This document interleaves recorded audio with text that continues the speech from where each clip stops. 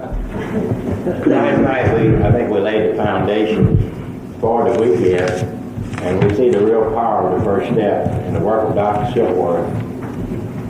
That this is everything else this weekend, the solution and the recovery plan is going to be based on what we went through last night. What is the problem? And I think that sometimes that we alcoholics don't realize in AA we take a lot of things for granted. That we don't realize that what an opportunity we have as alcoholics, because most alcoholics will never understand what we went through last night. Most alcoholics will never understand what their problem is. They will die never realizing they're alcoholics.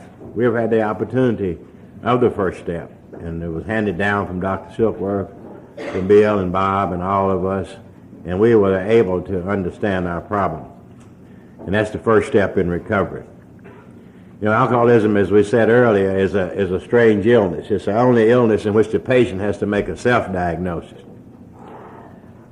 And that's very difficult to do, because alcoholism is also the only disease that tells the patient he ain't got it. No other disease does that.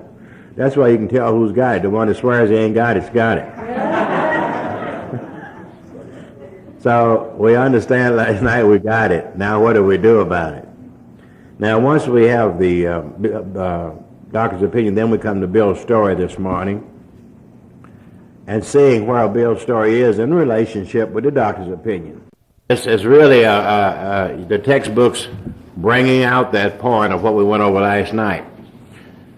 A textbook teaches in a sequence of situations to convey ideas.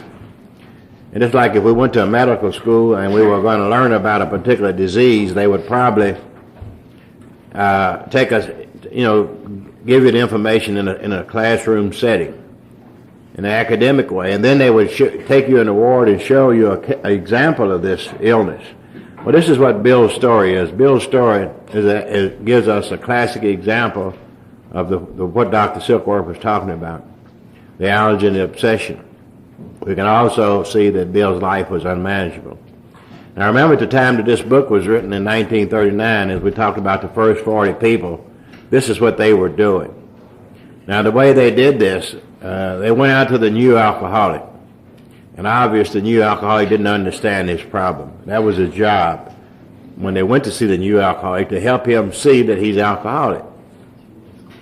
So the way they did this in 1939, they would go down, they would go in on their first visit, and they would sit down and tell him their story, their problem, about the problems they had. And by telling them their story to the new alcoholic, the new alcoholic could find himself, his problem, in the discussion of their problem. So this is basically what the 12-step is actually helping the new alcoholic by telling our story to the new alcoholic on a 12-step call. He can see his problem, he can identify with us, and he can see his problem through our 12-step call. So actually this is what Bill is doing here with Bill's story. He knew he wasn't going to be able to come out and talk to you, so this book had to deliver the 12-step call.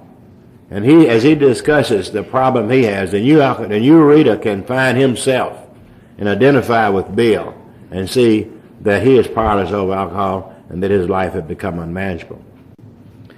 Also, when they went out and called on a new alcoholic, doing the same thing then that we do today, not only did they, through their story, help the new alcoholic see themselves as alcoholic, they would say, can we come back in a day or two?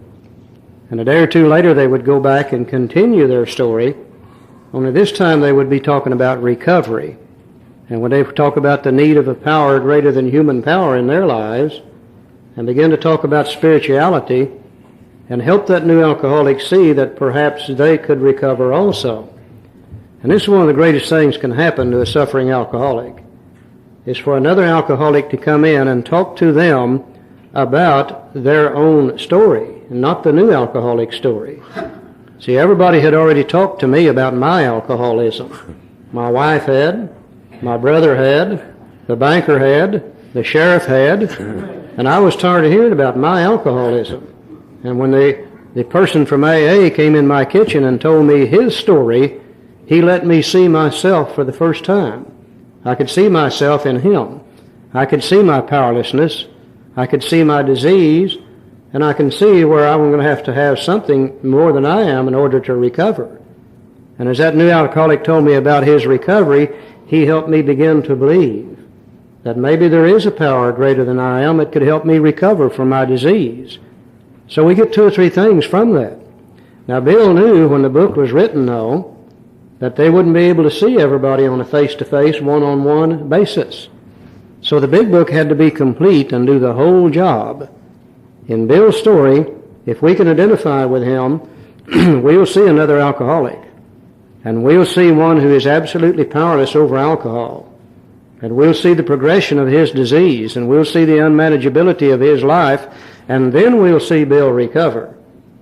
And if I'm an alcoholic sitting out maybe in Kansas, and this book is the first contact I've had with anybody about alcoholism in that way, then I'm going to be able to see myself in Bill's story.